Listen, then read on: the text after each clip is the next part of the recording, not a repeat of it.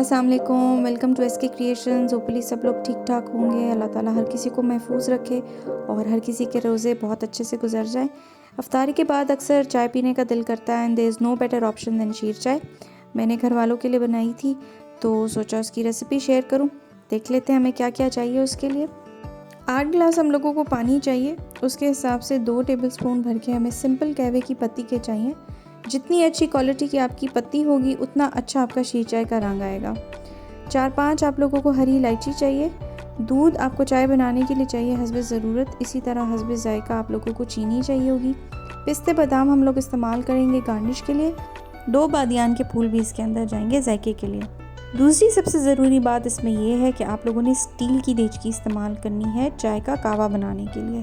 ये बहुत ज़रूरी है। अगर आप कोई और देचकी लेंगे तो रंग उस तरह नहीं आता जो स्टील की देचकी में आता है। पानी लिया है, उसके अंदर हमने इलायची डाल दी है, कहवे की पत्ती चली गई है और ये बादियान के 2 फूल चले गए हैं। इसको अब हम सिंपल कावे की तरह उबालेंगे। इतना उबालेंगे कि इसका 8 गिलास का पानी 4 गिलास रह जाए।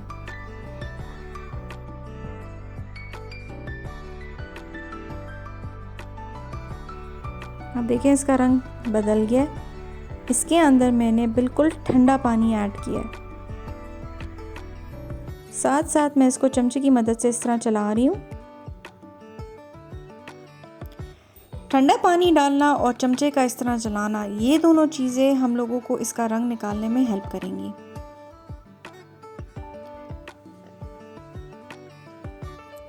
इसके अंदर मैं और ठंडा पानी ऐड कर रही हूँ। आप लोगों ने ये प्रोसेस तब तक करना है जब तक इसका डिज़ायर्ड रंग ना आ जाए। मैंने इसके अंदर तकरीबन 3 दफ़ा पानी ऐड किया था ठंडा।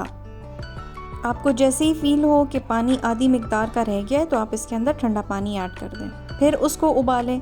जब वो आधा रह जाए तो फिर आप उसके अंदर ठंडा पानी डाल दें। झाग का रंग पर्पलिश पिंक हो गया है, मीन्स कावा रेडी हो गया है। सेकेंडली आप लोग कप में थोड़ा सा कावा निकाल के उसके अंदर दूध डाल के चेक कर सकते हैं कि वो पिंक हुआ है या नहीं। कावे को स्टोर किया जा सकता है, इसे स्ट्रेन करके आप किसी भी बॉटल में रख सकते हैं उसको 1 हफ्ते के लिए फ्रिज में।